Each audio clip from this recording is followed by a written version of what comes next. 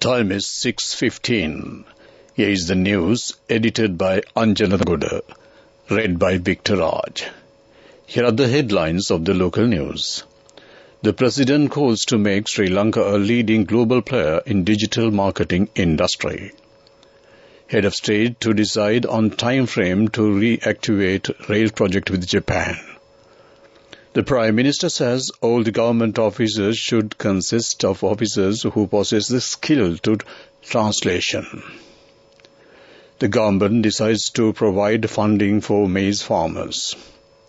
All government schools within the Hatton education zone will remain closed today. Discussions held to get more job opportunities for Sri Lankans in Japan. Foreign news, Taliban are outlawing women beauty salons in Afghanistan. Sports news, England pick Mark Wood, Chris Woakes and Moeen Ali for third test in the Ashes 2023. Local news in detail. The President Ranil Wickremesinghe highlighting Sri Lanka's potential to cultivate a community of exceptional marketeers has called on the stakeholders to transform Sri Lanka into a prominent global player in the digital marketing industry. He further noted, together they will build a community of exceptional marketeers who possess the skills, vision and determination to lead our nation's revival in the digital era and also contribute to the country's economic stability at this crucial juncture. President Wickremesinghe said in his message to Sri Lanka's first International Digital Marketing Summit Tuesday, the President noted that in the face of unprecedented challenges, Sri Lanka has demonstrated resilience and determination, and now is the time to unleash the leverage, the potential of digital technologies to drive the nation forward. Prime Minister Dinesh Gunawardena said at present we have transformed into an era in which the language is pronounced in a uniform manner without being differentiating as per the various areas. Speaking at a ceremony of awarding appointments for the translators held at the Temple Trees on 5th July 2023, he expressed the views that ministers are not in a position to change the marks of government exams, and now we have transformed into a period of pronouncing the language equally without being differentiating as per the various areas. The Prime Minister stated that since our country consists of a population that uses two mother tongues, we should be more attentive regarding the translations. All of you have recruited to the translation service subject to the trainings and on the basis of an exam held by the Department of Examinations. Since the translations service is of extreme importance to the economy, public service and in ordinary life of the people. The Ministry of Agriculture says that measures will be taken to provide a sum of 20,000 rupees per acre for the farmers who are cultivating maize in the next Maha season for the preparation of their cultivatable land. The ministry further mentioned that the funds will be provided as a non-refundable amount which is not required to be repaid to the farmers growing maize in Hambantota, Manuragala, Anuradhapura, Ampara and Badula districts. Meanwhile, all seeds and fertilizers required for maize cultivation are also to be provided free of charge, according to the Agriculture Ministry. This news comes to you from the Sri Lanka Broadcasting Corporation. Continuing with more local news, the Office of the Zonal Director of Education in Hatton informed SLBC that the decision to close schools was taken considering the adverse weather conditions in the area. Heavy rains have been reported in Hatton and Nuwara area in recent days.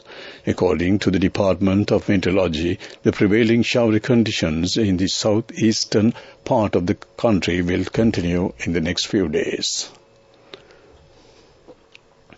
DDP Seranayake, Director General of Sri Lanka Foreign Employment Bureau, has requested Noriaki Suga, president of International Relations Organization, which is a human resources organization, to look into the possibility of recruiting some Sri Lankan youth as technical interns in Japan. Director General of Sri Lanka Foreign Employment Bureau made this request yesterday when a special delegation led by Noriaki Suga, the chairman of the IRO Institute, who is visiting Sri Lanka currently, came to the Foreign Employment Bureau and met with its top management. The Director General's request received a good response from the Japanese delegation, and he said that Sri Lankans recruited as technical trainees are a kind and highly skilled group.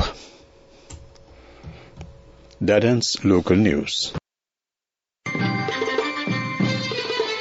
The main news story is brought to you by Siddhalepa Vedamahatmya. The President will prepare an appropriate time frame to reactivate the light railway transit project with Japan, which was suspended in 2020, citing financial woes. The island nation is now on a path to recovery after facing its worst financial crisis in more than 7 decades last year. A $2.9 billion bailout from the IMF in March helped tame inflation in the country as dollar inflows improved. The cabinet on Wednesday gave approval for President Ranil Wickremesinghe to decide on the appropriate time frame to reactivate the $2.2 billion project with Japan. The country's media minister said on Wednesday, in 2020, Sri Lanka suspended the light rail project meant to ease congestion in the capital Colombo, citing financial problems. That ends main news story. The main news story was brought to you by Siddhalepa Vedamahatmya. Moving on to Watchlight. The Meteorology Department warns that strong winds of about 50 to 60 km per hour can be expected at times in the western slopes of the Central Hills, northern, northwestern and north-central provinces and in Hambantota and Trincomalee districts due to the active southwest monsoon condition. Meanwhile, the prevailing heavy showers over the southwestern part of the island are expected to reduce from tomorrow. The department said in the general weather forecast issued for tomorrow, showers will occur at times in western, Sabargambo and central provinces and in Galle and Mathura districts. Several spells of showers will be likely in the northwestern province. Strong winds of about 45 to 50 km per hour can be expected at times in the western slope of the Central Hills, northern and north-central provinces, as well as in Putlam, Hambantota and Trincomalee districts, the Meteorology Department added. That ends Watchlight. Moving on to world news, let's take a look at the headlines. Taliban outlawing women's beauty salons in Afghanistan. Britain celebrates 75 years of its National Health Service. Despite violence in Manipur, India, schools reopen with low attendance. World news in detail. The Taliban are banning women's beauty salons in Afghanistan, a government spokesman said Tuesday. It is the latest curb on the rights and freedom of Afghan women and girls, following edicts barring them from education, public spaces and most forms of employment. A spokesman for the Taliban-run Virtue and Vice Ministry, Mohammad Siddiq Akif Mahajar, didn't give details of the ban. He only confirmed the contents of the letter circulating on social media. The ban targets the capital, Kabul, and all provinces and gives salons throughout the country a month's notice to wind down their businesses. After that period, they must close and submit a report about their closure. The letter doesn't give a reason for the ban. Today, the British National Health Service marks 75 years of service. Since 1948, the health service has evolved to meet the needs of multiple generations, including funding the world's first effective treatment for COVID-19 and rolling out the vaccine program. The UK's National Health Service has delivered huge medical advances, including the world's first liver, heart and lung transplant plant in 1987. More recently, it engineered the world's first rapid whole genome sequences service for seriously ill babies and children. After remaining shut for over a couple of months because of ethnic clashes, schools reopened across Manipur on Wednesday. Though attendance in most institutions was extremely low on the first day, students, parents and guardians welcomed the state government's decision to restart classes. To wrap up the world news, let's take a look at the headlines once again. Taliban are outlawing women's beauty salons in Afghanistan. Britain celebrates 75 years of its National Health Service. Despite violence in Manipur, India's schools reopened with low attendance. That ends world news. Moving on to development news.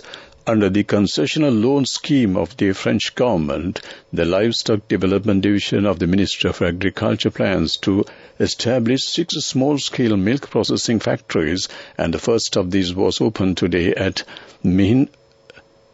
Minhetia area in Varyapola under the patronage of Minister of Agriculture Mahinda Amravira, State Minister of Livestock Development D.B. Herath, French Ambassador to Sri Lanka Jean-Francois Pietet, Secretary of the Ministry of Agriculture Gunadasa Samarasinha and others participated in the event. That ends development news. Moving on to sports news, cricket. England have made the 3 changes for the 3rd Ashes Test, bringing in Mark Wood, Chris Woakes and Moeen Ali. Ollie Pope has been ruled out of the series, but England have opted against replacing him with Dan Lawrence, the spare batter in their squad. Instead, Harry Brook moves up to number 3 with all-rounders Woakes and Moeen added to bolster the lower order. Wood joins Woakes, Stuart Broad and Ollie Robinson in the pace attack with Josh Tongue and James Anderson rested. That ends sports news. Go ekak thiyana youth eකට life එකේ change එකට නියමෙට set වෙන්න ඇස් වහගෙන දැකපු ගින හැබැයි කරන්න youth එකට නියමෙට set වෙන්න friendship එක මෙන්න. The all new NSB Ithru account, NSB IM, a plan for your dream. Business news. Sponsored by National Savings Bank, the safest place for your money. DEMO, a leading diversified conglomerate in Sri Lanka, is delighted to announce their realignment of its power and energy operations under the new brand identity, DEMO Energy, which operates in 3 main pillars: high voltage power solution, medium voltage and low voltage power solutions, and renewable energy solutions. That ends business news. Business news. Sponsored by National Savings Bank, the safest place for your money. Go ekak thiyana youth එකට life එකේ change එකට නියමෙට set වෙන්න ඇස් වහගෙන දැකපු ගින හැබැයි කරන්න youth එකට නියමෙට set වෙන්න friendship එක මෙන්න. The all new NSB Ithru account, NSB IM, a plan for your dream. And now in economic news. The Colombo Stock Exchange's all-share price index continued its upward momentum today, gaining 99.49 points at the end of trading today to close at 10,176.13 points. This is an increase of 0.99%. Meanwhile, the S&P SL20 index also moved up by 35.97 points to close at 3,009.09 points at the end of today's trading, recording an increase of 1.21%. The market generated a turnover of more than 4.945 billion rupees today. That ends economic news. Weather report. Prevailing heavy showers over the southwestern part of the island is expected to reduce from tomorrow. Showers will occur at times in western Sabaragamu and central provinces and in Gol and Mathura districts. Several spells of showers will occur in the northwestern province. Strong winds, about 45 to 50 km per hour, can be expected at times in western slopes of the central hills, northern and north central provinces, and in Putlam, Hambantota and Trincomalee districts. That ends the weather report. To conclude the evening news broadcast on Radio Sri Lanka, let's take a look at the headlines once again. The President calls to make Sri Lanka a leading global player in digital marketing industry. Head of State to decide on time frame to reactivate rail project with Japan. The Prime Minister says all the government officers should consist of officers who possess the skill of translation. The government decides to provide funding for maize farmers. All government schools within the Haddon education zone will remain closed today. Discussions held to get more job opportunities for Sri Lankans in Japan. Foreign news, Taliban outlawing women's beauty salons in Afghanistan. Sports news, England pick Mark Wood, Chris Woaks and Moeen Ali for third test in the Ashes 2023. With that, we wrap up the evening news broadcast on Radio Sri Lanka. Back to my good friend and yours, Romesh Paris. Thank you, Victor. And that was Victor Raj with the main news bulletin. May I take this opportunity to wish Victor a pleasant evening indeed. And the time is just coming up to 31 minutes past 6 o'clock. You're tuned to Radio Sri Lanka on 97.4 and 97.6 FM island-wide. And you can reach us on the web, www.slbc.lk. Let's enjoy your selection of hits from this point onwards and in the form of musical miscellany. And coming up at 8:45 is the final news bulletin of the day.